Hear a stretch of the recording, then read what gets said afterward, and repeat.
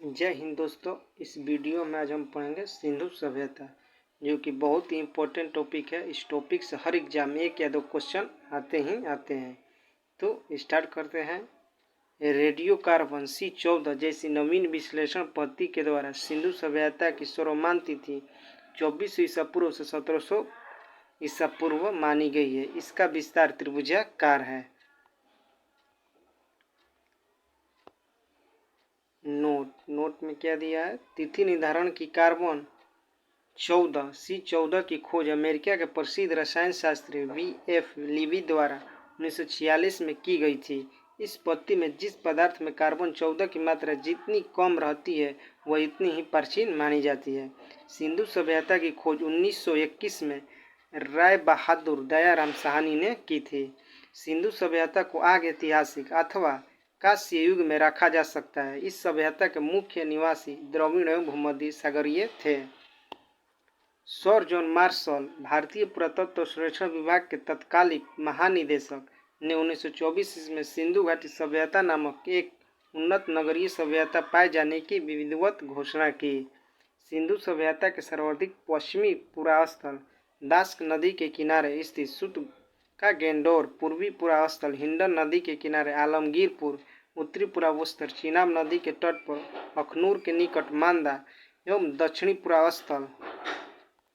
पुरास्थल गोदावरी नदी के तट पर दयामाबाद, जिला अहमदाबाद, महाराष्ट्र में स्थित है। सिंधु सभ्यता या सिंधु सभ्यता नगरीय सभ्यता थी। सिंधु सभ्यता से प्राप्त परिपक्व अवस्था वाले स्थलों में केवल 6 को ही बड़े नगर की संज्ञा दी गई है, जो हैं मोहनजोदड़ो, हड़प्पा, गढ़वारीवाला, धौलावीरा, राखीगढ़ी एवं कालीबंगन।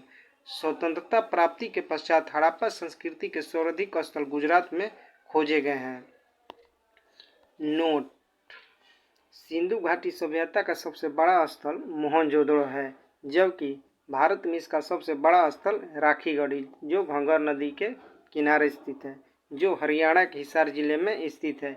इसकी खोज 1963 में सूरजभान ने की थी। लोथल एवं सुरकोटदा सिंधु सभ्यता का बंदरगाह था। जुते हुए खेत और नक्काशीदार ईंटों के प्रयोग का साक्ष्य कालीबंगन से प्राप्त हुआ है।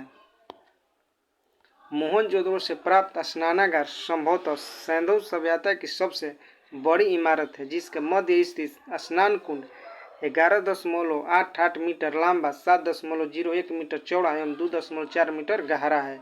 अग्निकुंड लोथल एवं कालीबंगन से प्राप्त हुए हैं। मोहनजोदड़ो से प्राप्त एक शिल्प पर 3 मुख वाले देवता पशुपति नाथ की मूर्ति मिली है, जिनके चारों ओर हाथी, गेंडा, चीता एवं भैंसा विराजमान है। मोहनजोदड़ो से नर्तकी की एक कांस्य मूर्ति मिली है। हड़प्पा की मोहरों पर सबसे अधिक एक श्रृंगी पंसु का अंकन मिलता है। यहाँ से प्राप्त एक आयताकार मोहर में स्त्री के गर्भ से निकलता पौधा दिखाया गया है।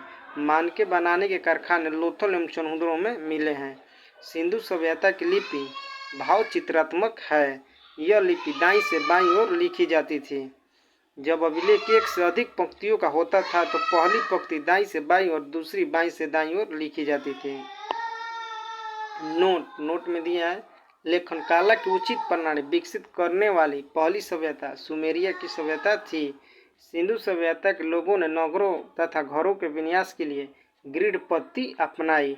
घरों के दरवाजे और खिड़कियां सड़क की ओर न खुलकर पिछवाड़े की ओर खुलते थे। केवल लोथल नगर के घरों के दरवाजे मुख्य सड़क की ओर खुलते थे।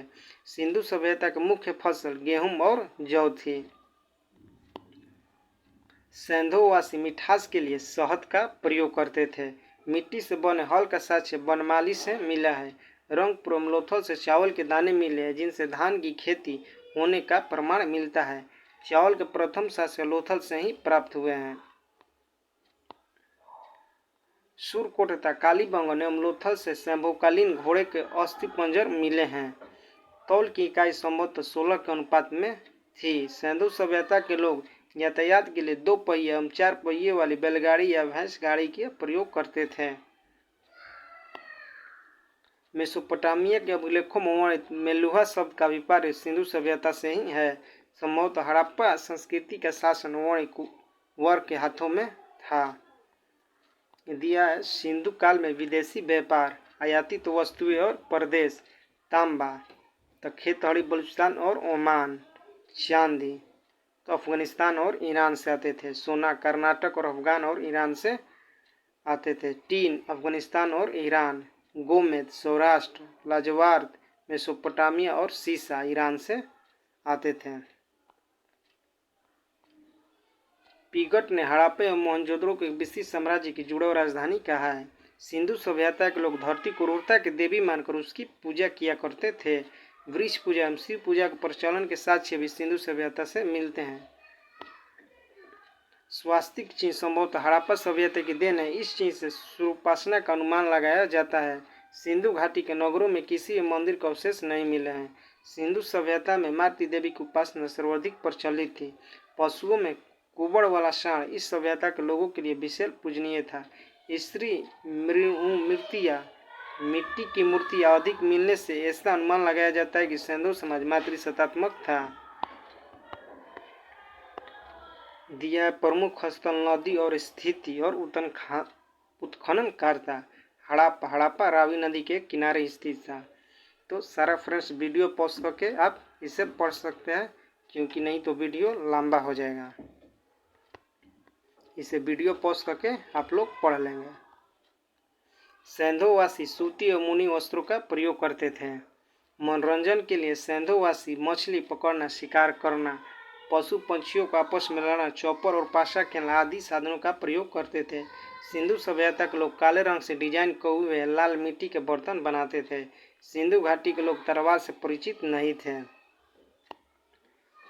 कालीबंगन एकमात्र हड़प्पाकालीन स्थल था जिसका निचला शहर भी किले से घिरा हुआ था। कालीबंगा का अर्थ है काली चूड़िया। यहाँ से पूर्व हड़प्पा अस्त्रों के खेत जोते जाने के और अग्नि पूजा की प्रथा के प्रमाण मिले हैं। पर्दा प्रथा एवं मत्स्यावृत्ति सिंधु सभ्यता में प्रचलित थी। शवों को जलाने एवं गाड़ने यानी दोनों प्रथाएं प्रचलित थी। हड़प्पा में शवों को दफनाने जबकि मोहनजोदड़ो में जलाने की प्रथा विद्यमान थी। लोथल एवं कालीबंगा में युग समाधियां मिली हैं। सिंधु सभ्यता के विनाश का संभवतः सबसे प्रभावी कारण बाढ़ था। आग में पकी हुई ईंट को टेराकोटा कहा जाता है। तो नेक्स्ट वीडियो में हम लोग पढ़ेंगे वैदिक सभ्यता।